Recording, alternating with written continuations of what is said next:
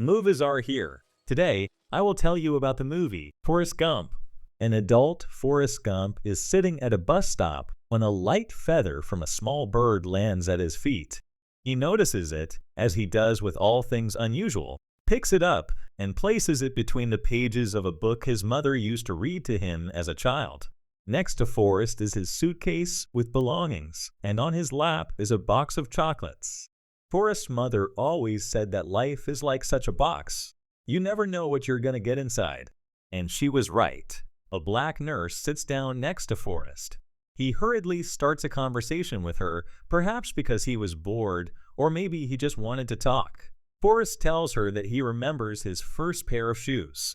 As a child, his back, according to the doctor, was like a question mark. Because of this, he had special braces fitted on his legs to straighten his posture. Forrest was a mentally slow boy, but his mother insisted that he was completely normal and no worse than others. After all, he was just like everyone else, the exact same. His mother loved Forrest and did everything to ensure he attended a regular school with normal kids. During his first ride on the school bus, Forrest meets Jenny. She looks like an angel, a little girl who was the only one among all the kids on the bus who treated him kindly. From that day on, they became best friends. Forrest and Jenny would walk together, climb a huge tree, and sit together on one of its branches until late in the evening. Jenny didn't like going home. Her mother had died, and her father, as Forrest understood, loved her and her sisters very much because he constantly kissed and touched them. One day, when Jenny's father returned in a drunken stupor and went looking for his daughter, Jenny and Forrest hid in the cornfield and prayed that God would turn Jenny into a bird so she could fly away. Jenny didn't turn into a bird, but after that incident, the police sent her to live with her grandmother. Now she and Forrest could see each other more often since Jenny's grandmother lived nearby. Another time, bullies chased after Forrest, and Jenny told him to run as fast as he could. Forrest did just that. His legs were so strong that they broke the metal braces, and he ran so fast that he left the bullies on bicycles far behind. From then on, whenever he needed to go somewhere, he ran. In college, Forrest was noticed by the football team's coach. The coach liked the young man's speed and offered the young student to play for the college. Throughout his years of study, all Forrest did was play. He continued to meet with Jenny from time to time, who was studying at a girls' college. He protected her, looked after her, and cared for her, even if it wasn't necessary. When college ended, Forrest enlisted in the army. There he met Benjamin Buford Blue, whom everyone called Bubba. This African-American fellow was not much different from Forrest, so they quickly found common ground. Bubba's family had been in the shrimping business for several generations. He knew everything about this trade and told his friend a lot about it. You can barbecue it, boil it, broil it, bake it, saute it, days on. Forrest liked the army. It was simple: follow the sergeant's orders precisely, make your bed, and live by the schedule. When Forrest was granted leave, he learned that Jenny had fulfilled her dream. She was performing on stage, playing guitar, and singing songs. Of course, Forrest went to listen to his friends sing. It turned out she was performing naked on stage in front of a crowd of half-drunk men. Forrest took her away from there, but Jenny didn't wish to stay with him. She went off in search of her own happiness. Before leaving, when Forrest told her that he was being sent to Vietnam, Jenny made him promise to run in case of danger, not to become a hero. So that's what Forrest did in Vietnam. He saw a lot: beautiful nature, many good people, and different kinds of rain. Once it started, the rain didn't stop for 4 months. Forrest wrote about this to Jenny. He wrote to her almost every evening and told her everything that was happening to him. Forrest didn't realize that the letters weren't reaching her and that they would all be returned to him at the end of his service. When the rain finally stopped, Lieutenant Dan's platoon was attacked. He ordered his men to retreat, and Forrest ran as fast as if bullies on bicycles were chasing him. Reaching the riverbank, Forrest realized that he was there alone, and his comrades were still back in the forest. Bubba was there too. Forrest went back for him several times, but each time he found one of his wounded fellow soldiers. He carried them to the riverbank. He also rescued a resisting Lieutenant Dan who didn't want to abandon his soldiers. The last person Forrest found was Bubba, bleeding heavily. He carried him in his arms and only had time to say goodbye before Bubba died in the hospital, where Forrest ended up due to a wound in his buttocks. He was next to Lieutenant Dan, whose legs had been amputated below the knee. The former commander couldn't find peace and cursed Forrest for not letting him die on the battlefield. He wanted to fulfill his destiny to fall in battle, and now he was lost and didn't know how to live. In the hospital, with nothing else to do, Forrest became obsessed with ping pong. He learned to play so well that all the patients and medical staff came to watch him. He played even when there was no opponent. He even played in his sleep. Noticing this, they sent him to competitions in China, where he, of course, won. When Forrest returned, he was awarded a medal. The president himself presented it to him. This was his second meeting with a president. Before that, he had met John F. Kennedy as part of his college football team. Finding himself in the Capitol, Forrest decided not to waste time and went for a walk around the city. At a gathering place of protesters, he was mistaken for a participant, placed among other Vietnam War veterans, and sent to the stage to talk about how terrible the war was. Government agents sabotaged by turning off the microphone, so Forrest didn't get to say anything except his name. Hearing it, a figure separated from the crowd. She was calling to him and running towards him. Forrest recognized Jenny.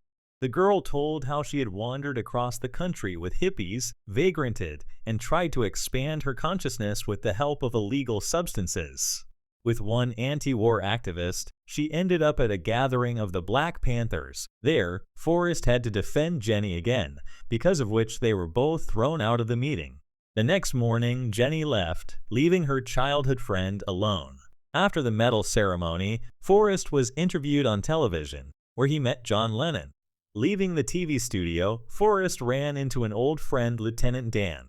The former soldier was sitting in a wheelchair, drank heavily, and lived on welfare in a dingy hotel. Lieutenant Dan invited Forrest to stay with him and celebrate New Year's together. "Happy New Year, Lieutenant Dan." Forrest told his former commander how he had promised Bubba during the war that they would buy a boat and go shrimping together. Lieutenant Dan just laughed and jokingly said that the day Forrest Gump became a boat captain, he would work for him as a first mate. His army service ended, and Forrest returned home. There he learned that a ping-pong paddle manufacturer would pay him $25,000 if he said he had played in China with their paddle. His mother told Forrest that this lie wouldn't hurt anyone. With the money he earned, Forrest bought a shrimp boat as he had promised Bubba, but things didn't go well. Again, a couple more, and we'll have a salad. One of those days, Forrest met Lieutenant Dan on the dock. The former commander kept his promise. He came to work under Forrest, but he firmly said he wouldn't call him sir. Despite Lieutenant Dan's enthusiasm and Forrest's optimism, they couldn't catch even a single shrimp. Everything changed with a storm that destroyed the fishing boats of the other shrimpers. Forrest's boat, Jenny, survived the storm at sea. From then on, business improved. Being the only shrimp suppliers, Forrest and Lieutenant Dan earned so much that they were able to invest money in the up-and-coming Apple. Lieutenant Dan finally came to terms with his fate. A legless cripple, an unwanted war veteran. Peace settled in his soul. Forrest's mother also fell ill. She died of cancer. Forrest didn't return to the shrimping business. Now there was so much money that he and Lieutenant Dan could hire workers and many boats. Becoming a millionaire, Forrest got a job mowing the lawn at the local football stadium. He liked it very much, but despite that, he felt sad in the evenings. He thought a lot about Jenny, and one day she came to him. It was difficult for Forrest to understand what his best friend had been through over the years. But that wasn't necessary. The main thing was that they were together now. Jenny taught him to dance. He made her breakfasts. One evening, Forrest confessed that he loved her and wanted to marry her.